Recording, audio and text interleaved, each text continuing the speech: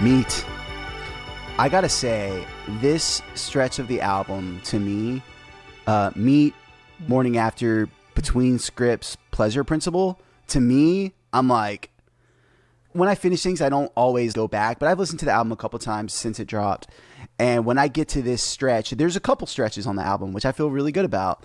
But this is a gnarly stretch, and it starts with Meat. Like, it's nothing about Spilled Coffee and obviously Thirsty crushes, but yeah, just this part of the album to me is just like, and sometimes albums, the back half is like weak, like you front load, and we definitely did not do that. If you're listening to this album all the way through and you get to the end, I feel like we saved a lot of the best for last. Not that there's not great stuff on the front end, but these next 4 songs to me are just like banger after banger after banger after banger. And they're all different, like very different emotions, very different sonics. They came from very different places. So I'm just throwing that out from the jump. It's like these next 4 tracks are just fucking bangers. Man, we are so aligned because I feel exactly the same way. I really do. And this next stretch is gems. And there's something also about the way they connect and build into each other. I think most of the tracks do that. Like, we're taking people on a narrative journey. And actually that was what the choice was from our end, right? I mean, it was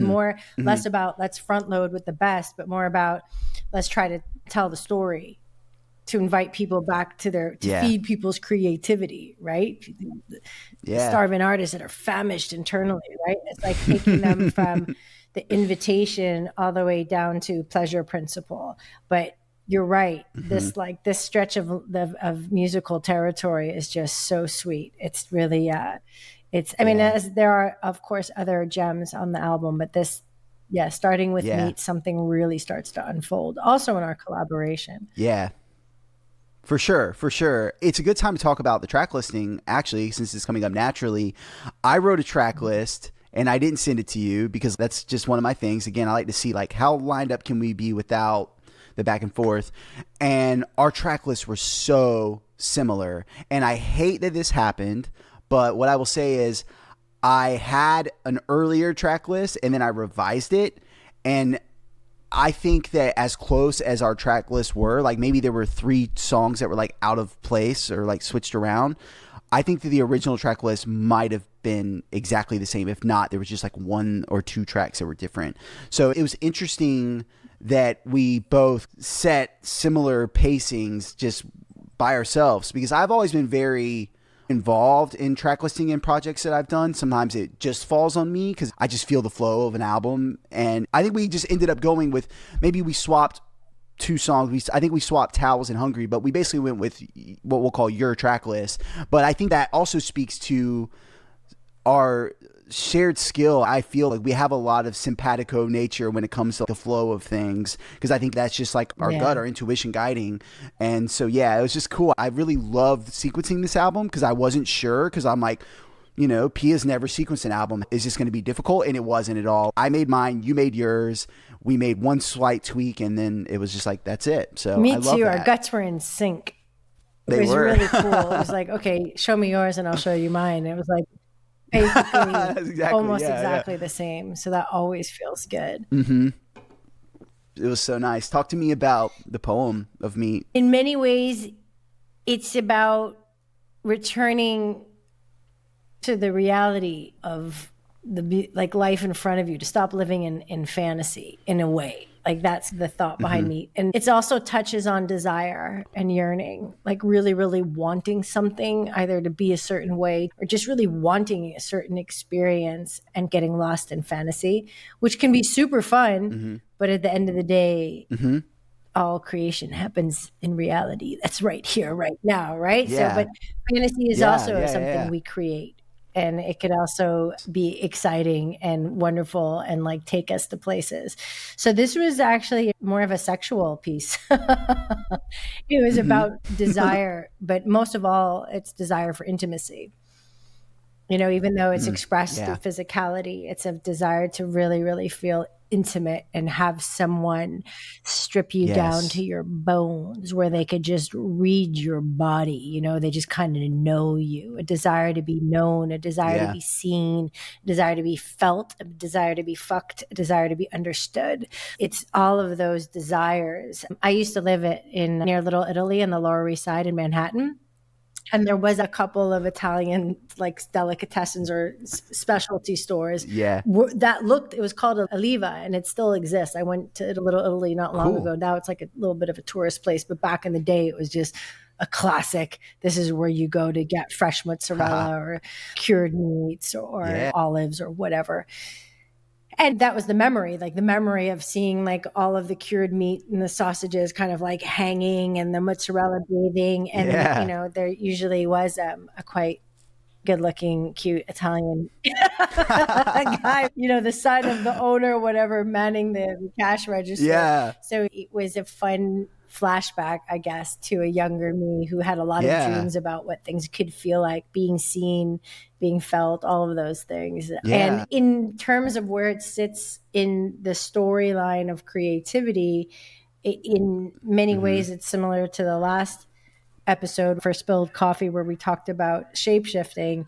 It's also about learning to create the fantasy in reality and not get lost in fantasy. Right. As you were talking about fantasy, if you just live there, no bueno. But all of our creativity ultimately starts as imagination. And so it's like the idea of fantasizing about your dream life is a prerequisite to creating it, or else you're not creating consciously. You don't know what you're going towards, which sometimes that's the way of things. Some of the favorite things that I've ever made have come from just living in this like fantasy world of, oh, what if I did this? What if I did that? Oh, and then this, and it would feel like this. People talk about this as an idea of like manifestation, like fully feel it and then let it go and then just see what happens. And I don't know. That's the way that I related to a lot of what you were saying. And yeah, the piece is overtly sexual, but at the same time, it is talking about things like intimacy. It is talking about longing. It is talking about these things. And I feel like that's definitely something present in the morning after to some degree. And like even in Pleasure Principle, there's a lot about closeness. So there's a lot of that on the album. And I don't know, I loved it. And there was even moments where I got to play with that musically some. There's a lot of vocal processing on Meat that is not done in any of the rest of the album. I did a lot of things to your voice here that I don't think I did anywhere else. But one of the moments that I'm thinking of is when you say, you strip me down so I am tender enough to feel your teeth bite into my neck. But the way that it's done musically is your teeth bite into my neck is almost disconnected from till I am tender enough to feel. And to me, whenever I was thinking about that, I was thinking of it more from an emotional place. Like you make me feel safe enough that I can relax and be emotional and feel things. And then, yeah, it very quickly turns into your teeth into my neck. But even the way that it's arranged is almost me playing with that idea of like, there's more than just sexual things going on here. There's another side to what we're talking about, the intimacy, the being known, and just playing with that in the instrumentation and the way that I approach the vocals and the mix. It's all there. So I'm glad to hear, because I don't know that we talked about that as much, but I was just picking up on it. And I feel it in a lot of your work. But yeah, I was picking up on it here. So Meat was great. Can you start by maybe reading the prompt that you wrote? And then we'll go from there. Okay, Meat, the vibe. Sexy synths, pulsing rhythms like throbbing veins, visceral, sensual, a soundscape of pleasure, following the rhythm and wave of an orgasm. Desire mounting, then feeding, devouring, slicing, knives on plates, a beating heart, blood rushing until climax. Then a sudden stop at the door chimes open and reality comes rushing in. Yeah. So cool. I think we nailed it. This one took a lot of back and forth. Probably more than anything else. Like we must have shot back so much. But yeah, I'm interested to get into it. This is one that I've been really excited to talk about because of that. I know that the first thing that happened musically was the bass synth, which is just like it's got that throbbing, pulsing thing, and then just the drum beat. I remember from the jump, it was like, that's in there. And that felt like the base of the recipe that we were creating. The chords are almost, in a sense, random. If you're a music theory nerd, it's like a 4 to a 5, and sometimes it goes up to a 6. They're almost random in the way they work. But I was really just trying to follow the flow of what you had laid down. It's not a way that I would normally create. Normally, I would be a lot more like, there's this many bars in this progression, and then it goes to this.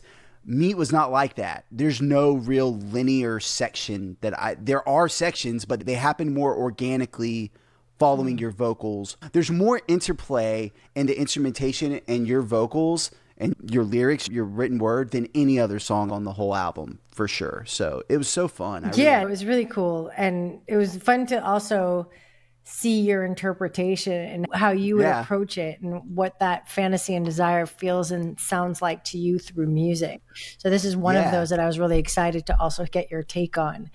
And so it was interesting that we did a lot of back and forth and then treated the voice in a certain way. And I think the fact that it is about kind of fantasy and reality is what allowed us to break pattern in some ways and test the waters. Yeah. And you had to really coach me on it, I feel like, too, because this was one of the last tracks we did, except for the re-record of Hungry. I think this was the last track that I composed. And I remember kind of being like, man, Pia, like, I don't know, because like it is so like sexual. I don't know that I ever made anything that was quite so. And I feel like the music mimics that. I remember kind of being like, man, I just don't know. I'm picturing the scenes that you're describing. I'm like, I don't know that I can capture that. And you were like, it's just imagination. And I was just like, oh yeah, it's just imagination. You were like, it's just fantasy. Just imagine what it would feel like in this or that. And I took it very, very literally, to the point of like, I'll mention a few like specific examples. There's a lot.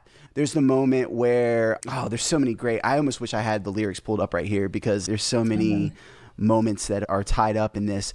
And I know that there are moments like where you talk about blue jeans and you're describing the look for the first time, and that's when the synth comes in for the first time, and it's just this like little wistful kind of cute little synth. But as the song progresses, that synthesizer gets more and more visceral. There are moments where you talk about Strip Me Down, where the track goes down to just the bass drum and this one synthesizer, and it's super loud and it's super big. And moments where you talk about like tongues colliding, like I would then take the synthesizer and make this like dream, like almost like fireworks are going off for the first time, and like going through and really trying to personify all the emotion of what you're describing, but very literally in the music. And there were so many moments like that. There's also a ton of like when you say like you flip the wooden counter open. I have this one snare sample that just sounds like a shotgun going off. It's like, and I did it there. I did it for like the body slams into mine. Like anytime you would talk about something closing or slamming, I would take that snare and I would always run it from side to side. So if it started on the right side, I would slam and it would just go to the left across the, your stereo field as you're listening to it. I like to listen to music on headphones. And so when I'm arranging or mixing, I'm thinking about headphones a lot. This is definitely one of those songs.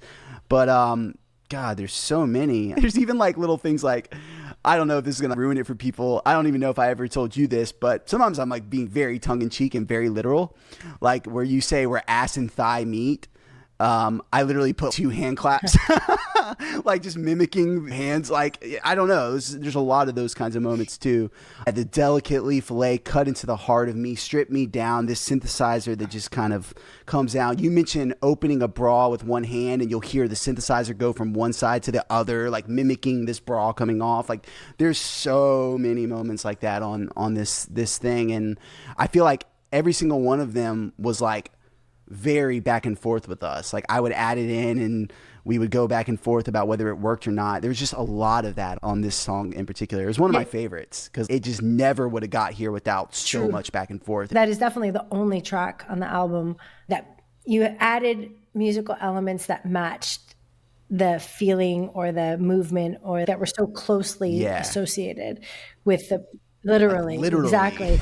And there was another line, the door suddenly chimes open, right? Like you did something else there. Oh, yeah. Oh, okay. Yeah. So I could talk about that. Oh, and we should also note this. There's this arpeggiator that's playing throughout that's just like this synth. You can hear it at the very beginning very clearly. It's the only thing there besides the bass. And we use that as fantasy. And so that synth represents fantasy. And when that door slams and you snap back into reality, that sound is gone. And then whenever you mention the door slam or the door open, that's right, because it's a chime. And there's this one synth and it sounds almost like you would hear a door chime. Not exactly, because it's a little more melodic than what maybe a door chime would do, but like I panned it off to the left. Like I was imagining, oh, the door's over here. And there's a lot of play back and forth on that closing bit that was in regards to what you're describing. So yeah, there's a lot of that literal, like the door chimes open and you hear this synth on the left side. That's just the way I envisioned it in my head. I don't usually have images in my mind as I'm creating music. This song from beginning to end, it's like I could see the whole thing. And of course it may look different than the way you imagined it, but like to me it was like, it was just there. I don't know. It was an interesting way to create. I'd never done that. And I think that's why I was probably a little intimidated by it at first. But this speaks to the collaboration and I think what you do that works so well for me, which is sometimes I would just go off and come back and be like, here you go. And you're like, great. But this was one where I just needed you a little bit more and you were just there with me every step of the way. I remember there was one synth that was more of almost like a flute-like sound and you were like, not that sound. And I was like, okay, not that sound. But like we ended up finding it because I was looking for that balance of, because you talked about how it's not just sex, it's intimacy. And so I was trying to find that balance between the guttural low sounds, the drums, the hitting, the sex part, if you want to call it that, with the softer things that were tied more to like intimacy and closeness and things like that. And so like trying to find that right balance was difficult. But again, it felt like this song maybe more than any other, like you were right there with me and we were really, really getting into the nitty gritty in a good way of just like literally like this synth from this second to that second, take that one out. We would take it out. And then there were even moments where I would take more synths out and I would send you two versions, one with more synths, one with less. And then we would like weigh that. So there was just so much back and forth with this one. It's really cool to have a collaborator like you where if I need to just be left alone and just come back and say, look at this, that's okay. And that you would be okay with sometimes being like, don't change a thing, like RSVP. But then there were also moments where I was like, hey, I just knew I needed more. So I would come back more often with maybe less changes done because I'm like, is this the direction? And you were just able to meet me in that. And it was just really good. I just remember this as being one of those kinds of. What made our co-creation so dynamic was that there were times where it just like Thirsty, for example, it was like one download, done, nailed it. Like the thing that we actually went over in Thirsty most of all was my voice. Because I wanted it to sound really, really raw. And what that means, it's like, you know, wearing lots of makeup so you look like you have no makeup kind of thing. That's what was like the metaphor. And in this one, it also showed our capability to really collaborate, like to get in. Not that wasn't collaboration, it was just a different form. But like to really be like, oh, okay, we need to find the balance between the like fantasy and the deep, you know, and then like the flute was too elfin high, and then it's like we were too Lord of the Rings. I don't know. I'm just kidding. You know, and then we had to like come together. How did you know that Gollum was in my fantasy? And I love what you said about imagination and creativity. Just to comment on that. Being creative is being able to activate your innate imagination. I mean, we all have it, right? And being able to like create these fantasy worlds. And I was really good at developing that skill as a kid because sometimes the world I was in wasn't the one I wanted to be in. So I could create like these really big fantasies and, you know, imagining worlds and stories and all of these things, which once again is a gift, but as you said, no bueno if you live there all the time, because reality is where the magic really happens. Like the only place life is really happening is really, you know, here now. But being able to use that and direct your imagination to create while you have your feet planted in reality, and to use that imagination to create your reality or just to create full stop is a really beautiful skill. So once again, like high fives to be going through what we go through. I was going to say, what is it? No mud, no lotus, you know, to go through what we go through in order to get to a place where we can actually go, oh, this is a part of me. I can like use this. And that poem was really trying to say, use it, but don't get used by it. Oh, beautiful. I right? love that. I really like that. Yeah, because we all go through stretches where maybe we're thinking of the way we want our life to be, but we're not practically making those changes, and you have to have both. You talked about your voice in regards to Thirsty, but in me, I want to share a couple things that were just different that I never did anywhere else. And I used a lot of pitch shifting on your vocals in this one. And I would use it just to get different feelings and things across. You have your main vocal that doesn't change at all. Like it's just your vocal. But I have this secondary vocal where I pitched you up quite a bit. And so it has this I don't know, this higher pitch, softer kind of sound to it. And so when you say meet, it's got this other layer. And there are a few other moments in the track where that comes back in. I think one of them is a place I've never been before, but feels like home. There's like this high, because there's no singing on the album. There's no harmonies on the album. And I was like, this is my version of creating harmonies for a spoken word album. I just felt like it was missing. It was something that I wanted to have. I was like, yeah, let me have some harmony. And so then there were also moments where I pitched you down an octave. So like underneath your teeth bite into my neck, there's your teeth bite into my neck. There's several moments like that where I really went through, sculpted the vocals and beefed them up, or like I said, added that higher thing. And there's just a lot of that. And even leaning super hard into delays or reverbs, because we're trying to make everything clear in terms of what you're saying. It's quote unquote drier. There's maybe less reverb than you would find. But this song, I think we've got quite a bit. And there's even like a moment like you say my spot, and then I like take it and like throw it in reverb and delay it later. You say my spot again, and it's just playing with all of that. There's just so much in the vocals that are different than anything that I think we'd ever done anywhere else on the album. I don't know, but it was fun to play with because it was just a new thing late in the process, and that's probably why it happened, because I was like, well, I've done 10 other songs, I've never done this, so let me do that. And probably we were also more open to explore, and we had gone through the process of creating a few more tracks. So there was definitely more imagination that got brought into this track, which feels perfect because that's what the track is all about. Yeah. So I love how our creative process often reflected like the essence of what the poem was trying to communicate. So I think that was really magical, for lack of a better word, of like how that was able to happen. Like the imagination that was required in order to create the track, and the whole poem being about the power of fantasy and imagination. It's just one of those serendipitous kind of things that happened.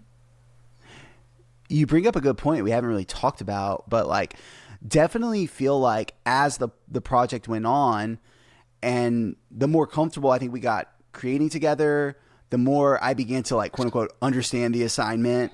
It did feel like the further we went, and every song benefited, of course, because all the songs got mixed at the same time. So if there was elements that were learned in the later tracks that we were writing, we would bring in those elements to the earlier. It's not like the early stuff got left behind, but there is something about the further we went in this project, the more things opened up.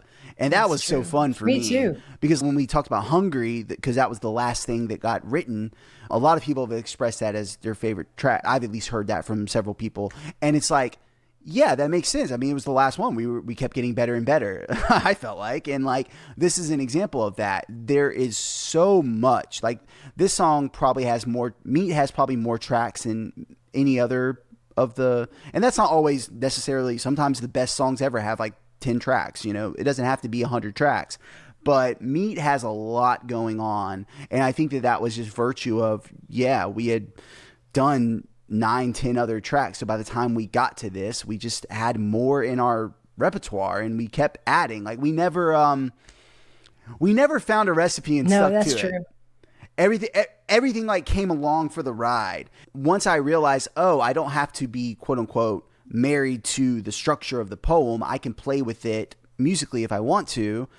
That then went to the next track and the next track, and every track had new ideas coming in. And so this is like, in a lot of ways, the culmination of, it's just what I thought of when you said that. It was like the culmination of all of the things that we had done in the 10 previous tracks all brought together, putting new stuff on top. It was just so fun. By the time I got done with Meat, like, it was one of my favorites. And it was one that I look at and know I've never made anything quite like that.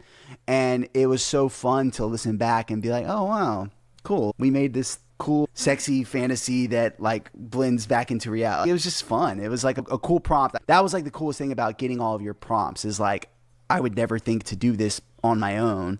And so, yeah, it's just one of those examples of like, man, I'm so glad we made this. And I never would have made anything like it had you not knocked on the door. So I love it so same. much. You took me to places and the poem to places that I could never imagine through the music.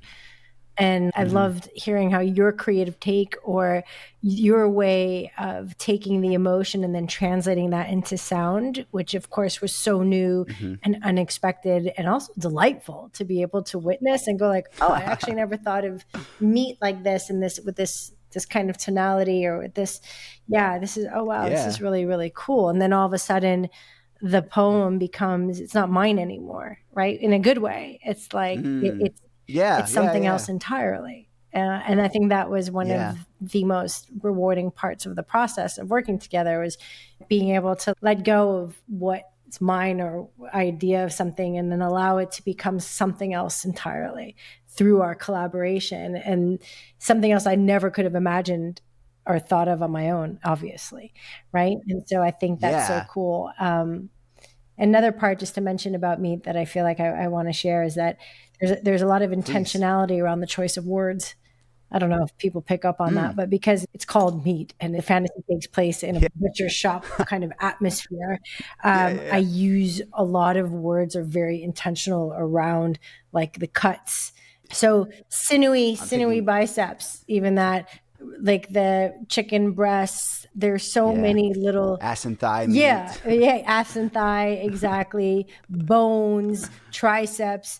When I even say skirt, I actually looked up how you cut meat and like what the different. And the funny part is that I don't eat meat. I'm a vegetarian. That was like always in the back of my mind. But I looked at the cut of a cow, just to see like all the different cuts. I'm like, how can I incorporate some of these words in here? So hands tear up my skirt. What's like a skirt is part of like skirt exactly. Steak, So there's I like to use that. I have ribs. I have membranes, I have tongues, I have cheeks, so it's, I have fillet, I have strip, I have, tender, even the idea of like so tender. much in there that had a lot of intentionality around it because there's like a connection between feeding in more ways than one, being fed and the process of devouring something. And so playing with all of those words to hopefully create not only a vibe but a feeling that's like it's great. I mean, maybe because I listened to it probably 100 times. All your work was not lost on me, and like I loved it. Like I loved. I really enjoyed it. I thought that it was one of those moments where it definitely like was you flexing your muscles as a poet because it was like interesting how you were able to put all of those things in a way that like was to me on one hand like obvious but also not distracting at all. Like it made sense. You didn't do it in this way that sometimes when we are a little too self-referential about certain things, it's like you lay it on too thick. It didn't feel like that. It felt like, oh yeah, I see what she's doing here and I like that. So yeah. Well, kudos. thanks. Well, I mean, it was really not meant to be seen in a way, like just like felt like it was just, and whether people picked up on it or not, didn't matter. It just kind of felt like it added to the whole theme and rhythm of the poem. So that was really the most important part. But I just thought since we're doing it behind the scenes and making of, it's fun just to throw that in there. As an aside, like, hey, this was also intentional.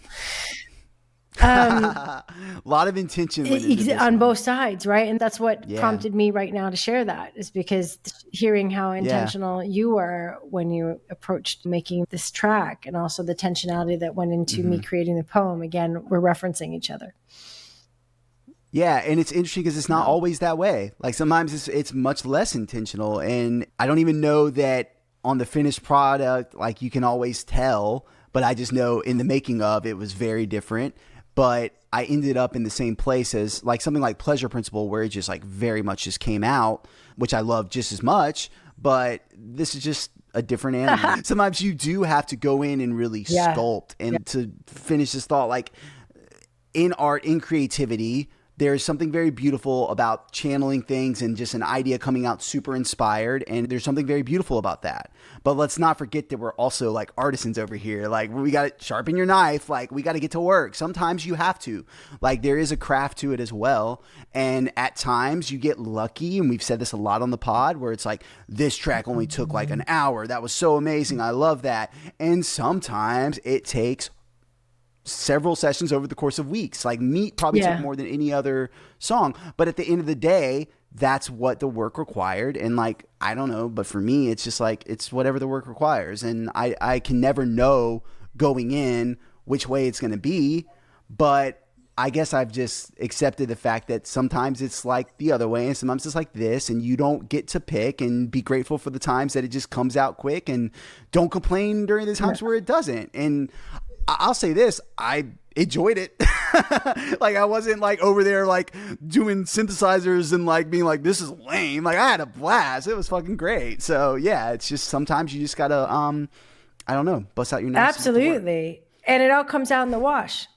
Sometimes you get a download. Yeah, sometimes one track takes like a lot more carving and back and forth. And, but there's joy in that process too. There's joy in each process. Yep. Yeah. We get to choose, I guess. Like you don't get to choose which way it happens, but you get to choose how you react to it. Always. And I'm picking up on what you're saying. It was just joyful the whole time. And it was fun. It's fun to be in fantasy and imagination together. So that was really cool. So let's bring people on in. Meat, a poem for escape artists. You stand behind the counter, white t-shirt rolled up, tight around sinewy biceps, cured meat swinging softly over your just rolled out of bed head. It's a family-run business, but I see the way your hands carefully wrap chicken, folding wax paper tenderly over exposed breasts. The gold cross around your neck catches the sun streaming through windows, past cured olives and bathing mozzarella, revealing full lips, blue jean eyes, and dark runaway hair. You flip the wooden counter open, wade through sawdust on the floor that absorbs blood and your Drakkar Noir to lift me up. Meaty hands find where ass and thigh meet, as if my body were bones only you could read. Your body slams into mine, veins crawl over triceps, hands tear at my skirt, then release the clasp of my bra in one stealth movement.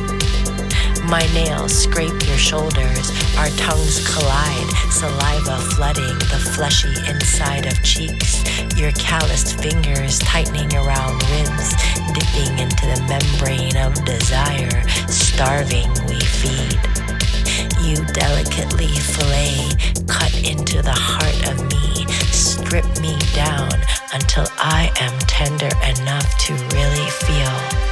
Your teeth bite into my neck, juices run down milky skin that you mop up with your t-shirt, a napkin that soaks, turns pink, a stain marking my spot.